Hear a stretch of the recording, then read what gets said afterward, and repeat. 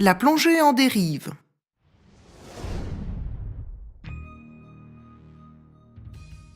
Dans ce module, tu découvriras ce qu'est un courant, ce qui le provoque et ce qu'il faut faire lorsqu'on plonge dans un courant.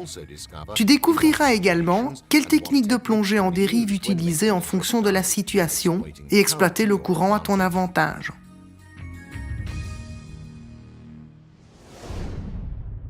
Plonger dans un courant. Le courant est le roi de la mer. Sans les courants, la vie sous-marine ne posséderait pas cette richesse qui rend nos plongées tellement fascinantes. Les gorgones, une espèce de corail mou, et d'autres formes de vie se nourrissent des substances transportées par les courants.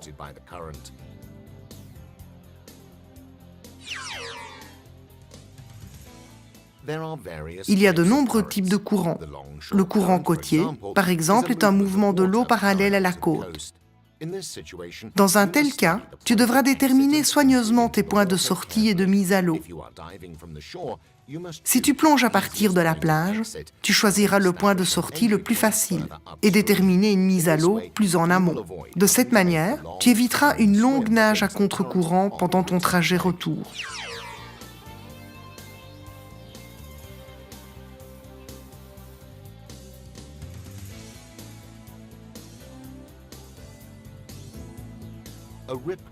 Un courant d'arrachement est un autre type de courant. Il se crée dans les zones où le fond remonte en pente progressive, là où les vagues se brisent et transportent l'eau vers le rivage. Le courant d'arrachement est généré par le flot de l'eau qui retourne au large. Tous ces courants sont temporaires. Cependant, il existe également des courants permanents. Ils sont causés par les différences de salinité de l'eau, par le niveau des océans, par les vents alizés et par la rotation de la Terre.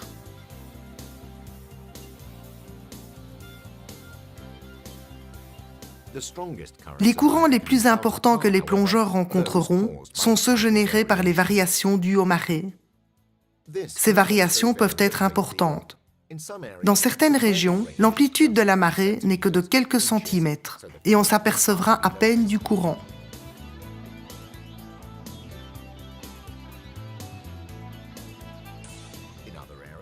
Dans d'autres régions, cette amplitude pourra atteindre plusieurs mètres et le courant pourra être tellement fort qu'il te sera impossible de nager contre ce dernier.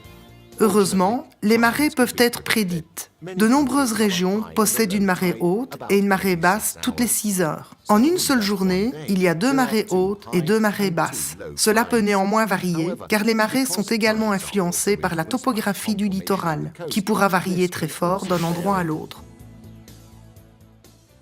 De surcroît, l'amplitude des marées sera plus grande pendant les périodes de pleine et de nouvelle lune et sera moindre pendant les périodes de premier et de dernier quartier. De manière claire, le courant est plus intense lorsque l'amplitude de la marée est importante. Cependant, il y a 2 moments où le courant s'arrête, au point maximum des marées hautes et basses. Ce moment est appelé l'étale. Le mouvement de l'eau s'arrête et s'inverse. À ce moment, le courant est minimum ou nul. L'utilisation des tables de marée locales te permettra de déterminer les heures des marées hautes et basses ainsi que leur amplitude.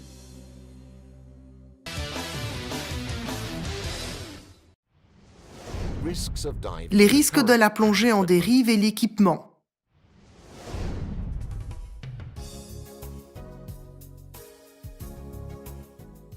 Le risque majeur de plonger dans un courant imprévu est qu'il modifiera le profil de ta plongée et ta route et qu'il augmentera de manière drastique ta consommation d'air.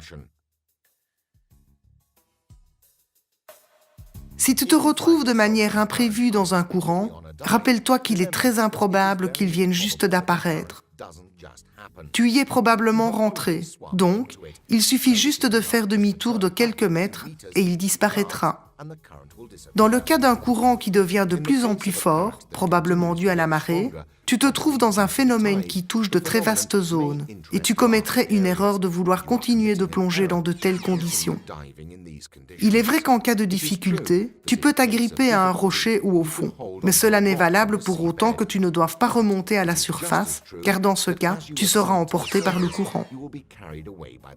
Si un bout de remontée est en place, tu t'y agripperas à deux mains ou encore, tu utiliseras un accessoire spécial connu sous le nom de John Line. N'oublie pas également que le courant peut varier avec la profondeur. Il est généralement moins fort à proximité du fond ou n'être seulement présent qu'à ce niveau ou juste à quelques mètres de la surface. Un bout de descente ou de remontée sera utilisé dans tous les cas. Les courants de type ascendant ou descendant ne sont pas facilement négociables. Heureusement, ils sont rares, mais il est toujours possible d'en rencontrer.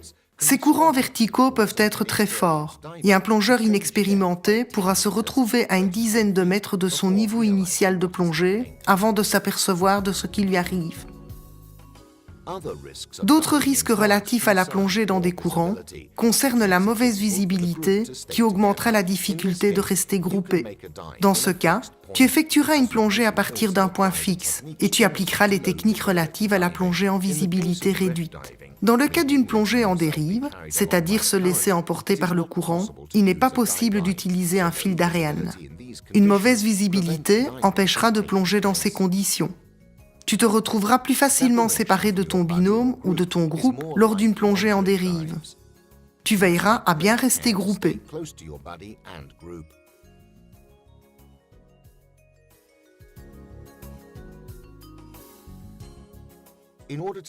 Pour pouvoir plonger à partir d'un point fixe, par exemple d'un bateau à l'ancre, tu auras besoin d'un bout pour descendre vers le fond et remonter à la surface. Tu pourras également utiliser la ligne d'ancre à cet effet.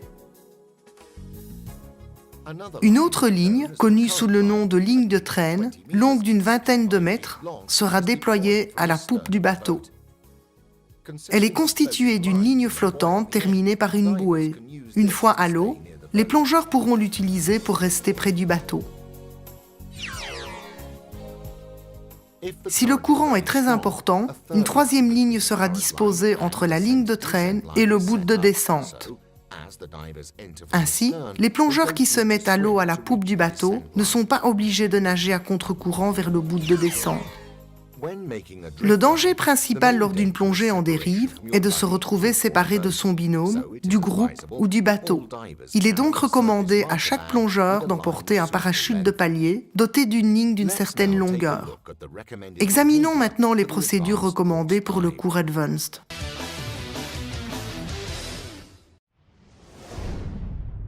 Plonger à partir d'un point fixe.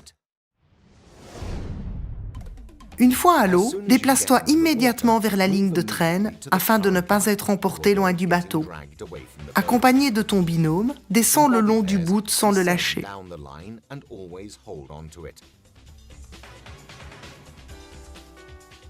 Arrivé au fond, effectue le trajet aller à contre-courant.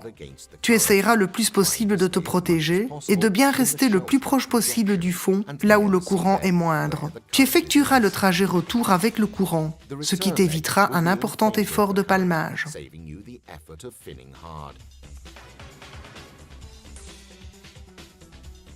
Lors de la remontée, tu pourras utiliser également un join line pour effectuer ton palier de sécurité. De cette façon, vous ne serez pas serrés les uns contre les autres.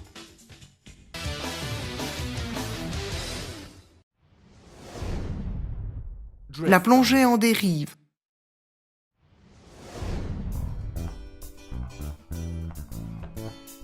Ce type de plongée consiste à te laisser emporter par le courant, tandis qu'un bateau en surface te suit. Il est important de toujours rester groupé. Dans tous les cas, il est recommandé à chaque plongeur du groupe de posséder son parachute de palier au cas où il perdrait le contact avec le groupe. En fin de plongée, un parachute de palier par groupe sera déployé et le groupe s'en rapprochera pour ensuite remonter.